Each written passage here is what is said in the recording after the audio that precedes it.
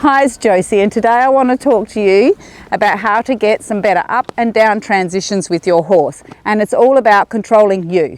Really not much to do with controlling him until you can control you. On horses, it's always our job to control ourselves before we control them. Let's get into it. Very quick, 2 minutes worth of video.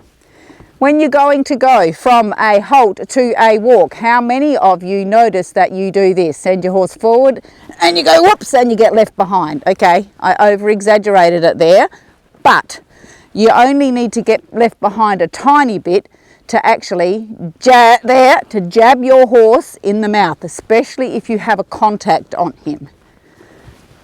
So if I've got a little contact on Rebel's mouth and I ask him to walk off and I don't go with him, I can bang him in the mouth. And how does that look? Sorry, Rebel. There, I banged him in the mouth. He threw his head up. He wasn't very happy about it. So how do you go with the horse? From a halt to a walk, you should always pick yourself up first. So what I mean by that is you pick your innards up, you grow a tiny bit taller. This is all very subtle. You might grow a little bit longer in the legs. And then as the horse goes forward, you can practice this actually with no contact. Sorry, mate. Then you ask the horse to go, you pick yourself up and you think about going with him. So I thought about going with him and I feel almost like you get a little bit of a wind in the back of your back to send you off with him. So let's go, Rebel. So there's no left behind. There's none of this feeling. When you teach a beginner on a pony, I had a kid here the other day having a ride on Aussie, and she'd never sat on a horse before. And of course, as soon as I warned her, but still when we walked off, she got left behind and it frightened the living daylights out of her. So you sit, you think about what you're going to do, you say to the horse, by growing taller a little bit, you're actually already explaining to your horse we're about to do something, so can you listen to me? So I have a contact, and then as he goes forward, I go with him. I pick myself up and I think about moving forward. The same thing happens in the up to trot transition.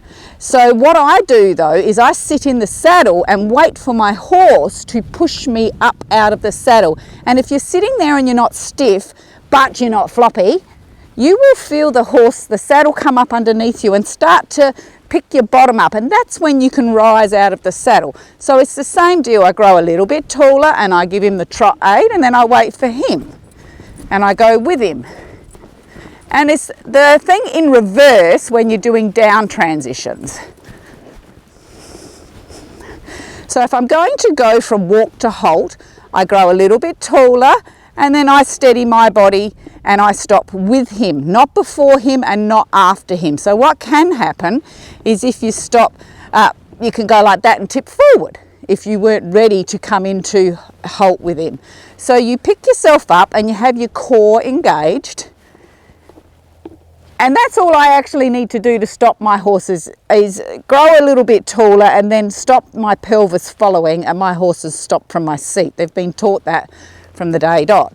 So my seat follows, I grow a little bit taller but my seat's still following, and now I just stop with my core there and I don't get thrown in front or thrown behind.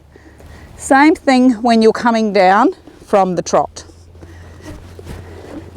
So obviously you'd need to sit to do this, but you can actually pause in rise, and I got left behind. I fell forward then. Can you see that? Go back and watch that, because I didn't actually want Rebel to stop. I wanted him to go into walk, and I was still traveling forward because I wanted him to walk, and he stopped, so I went in front of him. Go back and have a watch. We'll do that again. And I'll try and talk less and concentrate on what I'm doing with my poor horse. So I'm going to grow taller, taller, taller, and walking. Good. And now I'm going to sit up and the wind in my back to send him forward. And then grow taller. That was a better transition. Good boy. Anyway, that was just some quick tips on how you can go with your horse. Test it out. If you've got somebody to lead you, close your eyes and feel what your body does when you're not aware of what's going on. Make sure you've got someone to lead you and you stay safe. Anyway, Thanks for watching, guys.